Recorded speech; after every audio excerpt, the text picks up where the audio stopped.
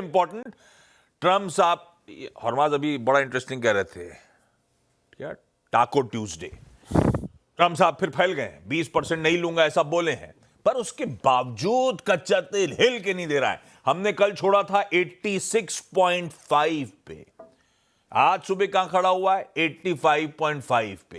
$1 भी इधर उधर नहीं हिल पाया ढंग से। खैर एशियन पीयर्स दिखाइएगा, मूड ठीक है। एशिया में कुछ सारी जो कॉस्पी वॉस्पी हो तो खैर अच्छा बाउंस बैक कर रहा है। मेरे ख्याल से उसके पीछे रीजन है यूएस में चिप स्टॉक्स जो हेडलाइन में मेंशन थे कि उसमें तेजी थी, तो एशिया अच्छा कर रहा है। यूएस के मार्केट्स अच्छा कर गए कल, 1/4 से 1% का उछाल था और ऊपर से आज के फ्यूचर्स भी फ्लैट से आधे % की मजबूती के साथ ट्रेड कर रहे हैं। तो तब और अब की पहली प्लेट दिखाई कि यूएस फ्यूचर्स जहां छोड़े थे उससे तो कहीं अच्छा हैंडओवर है, वो उसको लेकर इशू नहीं। क्यूज भी सुनने में अच्छे ही लग रहे हैं, चुंगी नहीं लेंगे ट्रम्प साहब। तो फिर मामला है कैसा, चल क्या रहा है और कच्चा तेल ठंडा पड़ा क्यों नहीं? अगर यही कच्चा तेल उसी चुंगी के चलते 77 से 86 तक गया था तो वापस एटलीस्ट 80 तक आया क्यों नहीं? मामला है क्या, समझ लिया जाए। बहुत सारे डेवलपमेंट्स हैं। और माज, गुड मॉर्निंग। गुड मॉर्निंग आशीष। हम लोग, आप भी जब मॉनेटरी पॉलिसी करते हैं तो सबसे बोर्ड पे पूछते हैं ना क्या मत होगा करना। हमें भी पर्चियाँ डाल लेनी चाहिए थी कल के टाको कितनी जल्दी आएगा। 24 घंटे के अंदर ही कल तो टाको आ गया। परसों कहा 20% लूँगा, कल कहते हैं नहीं लूँगा, फिर पता चला कि क्यों नहीं लेंगे, खाड़ी देशों ने दबाव डाला तो पीछे हट गए।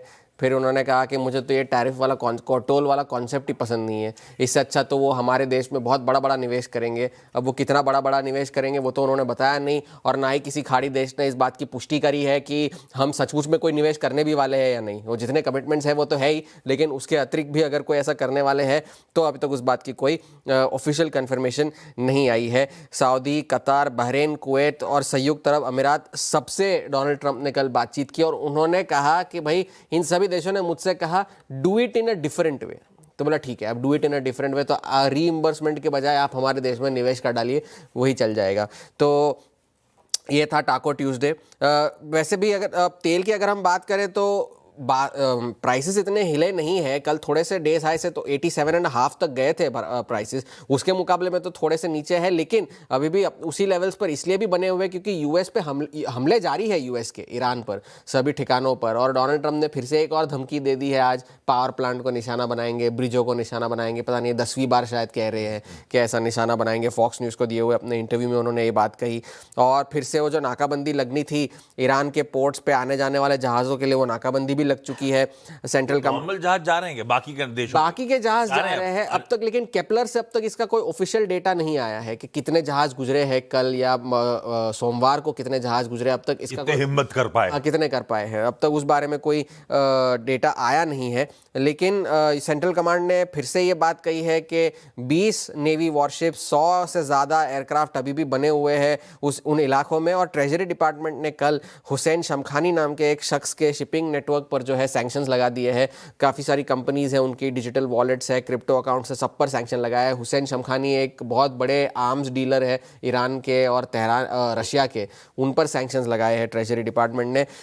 बाजार को कल काफ़ी सारी चीज़ों पर रिएक्ट करना था, तो डाउ के लिए तो एक टग ऑफ वॉर था। एक तरफ IBM था, दूसरी तरफ सारे बैंक्स थे। तो बैंकों के नतीजे, एक कॉमन चीज़ बैंकों के नतीजे में ये थी कि सभी के ट्रेडिंग रेवेन्यूज़ जो है, जो बाजार में ट्रेडिंग से जो इनकम आती है, वो रिकॉर्ड हाइस थी पूरे इस क्वार्टर में। सभी के लगभग 60%, 70% साल दर साल ग्रोथ है, चाहे वो JP मॉर्गन हो, चाहे वो गोल्डमैन। बाजार चला भी ऐसा है ना। हाँ, और एक तरफ अगर इस तरह के नंबर्स देखें तो ऐसा लगता ही नहीं कि इनका असली धंधा बैंकिंग का है। कोर धंधा गड़बड़ा रहा है, कोर धंधा ठीक ही था, कोर धंधे पे किसी ने ना ध्यान ही नहीं दिया क्योंकि इस तरह का ही रेवेन्यू, ट्रेडिंग रेवेन्यू इतना अच्छा आ गया। गोल्डमैन सैक्स कल 9% चढ़कर बंद हुआ। JP मॉर्गन में भी कल अच्छी तेजी देखने मिली। तो JP मॉर्गन, गोल्डमैन सैक्स और बैंक ऑफ अमेरिका तीनों कल रिकॉर्ड हाइस पर बंद हुए। सिटी ग्रुप के शेयर कल 5.5% नीचे थे, और वो भी इसलिए नीचे थे क्योंकि उनकी ट्रेडिंग आय जो थी वो 45% ऊपर थी, बाकी सबसे कम थी, इसलिए गिर गया स्टॉक। तो इस वजह से कल इस तरह का जो है एक्शन बैंकों के शेयरों में देखने मिला। तो बैंक्स ने एक तरफ डाउ को सहारा दिया, दूसरी तरफ जो है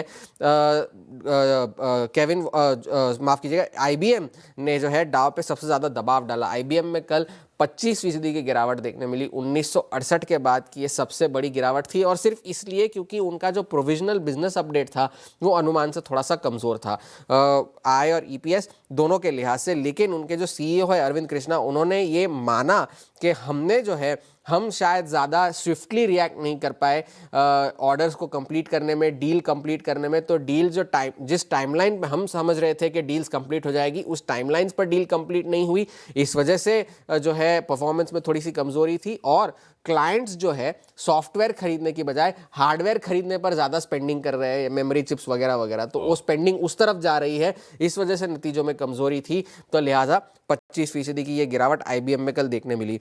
महंगाई का आंकड़ा ठीक ही था। 2020 के बाद पहली बार कल नेगेटिव महीने दर महीने CPI का आंकड़ा आया -0.4%, और कोर CPI फ्लैट थी। साल दर साल भी अगर देखें तो 3.5% का आंकड़ा आया था, क्योंकि साल दर साल का आंकड़ा जो था पिछले महीने 4 कूल ऑफ हो रही है। लेकिन अर्थशास्त्री भी ये मान रहे हैं कि कूल ऑफ हुई है, खत्म नहीं हुई है। केविन वॉश का भी यही मानना है। कल अपनी टेस्टिमनी में भी उन्होंने ये कहा कि काफी सारे लोग ये सोच रहे होंगे कि हाँ भाई अब सब ठीक हो गया है एक महीने का डेटा देख के। मैं ऐसा नहीं मानता। हम जो है फेड के ऑफिशियल ज़्यादा महंगाई बर्दाश्त नहीं करेंगे। जो हमारे पास टूल्स है वो सभी इस्तेमाल करके प्राइसिंग प्रेशर, जो प्राइसिंग पैरिटी है वो लाएंगे, और इन्फ्लेशन जो है एक थिंग ऑफ द पास्ट उसे बना देंगे। इन्फ्लेशन कूल ऑफ हो रहा है, इनकी कमेंट्री थोड़ी हॉकिश साइड पे है, क्योंकि अभी भी उनके हिसाब से महंगाई अभी भी ज्यादा है, क्योंकि उनका लक्ष्य तो 2% का है। तो अगर 2% के हिसाब से भी अगर आप कंपेयर करें तो 3.5% तो ज्यादा ही लगती है। आज भी काफी सारे नतीजे आने हैं। आज होलसेल इन्फ्लेशन का आंकड़ा आना है, और काफी सारे फेड ऑफिशियल्स भी बोलने वाले हैं। तो तेल की कीमतों पर नजर होगी। चिप स्टॉक्स काफी सारे अभी भी वॉलेटाइल ही बने हुए हैं। आज चढ़ रहे हैं, कल गिर भी जाएंगे, कोई भरोसा नहीं। तो इन सब चीजों पर बाजार की नजरें होंगी। तो मिले जुले से क्यों सबसे इंपॉर्टेंट कोई डायरेक्शनल टैक्स वाला मामला 20% दूंगा, प्रोटेक्शन मनी, वो वाला मामला खत्म हुआ है, वो सरदर्द खत्म हुआ, लेकिन बाकी ऐसा कोई खास डेवलपमेंट ना वेरिएबल डायरेक्शनल क्यों कोई बड़ा नहीं है। ठीक बात है। अब ऐसे में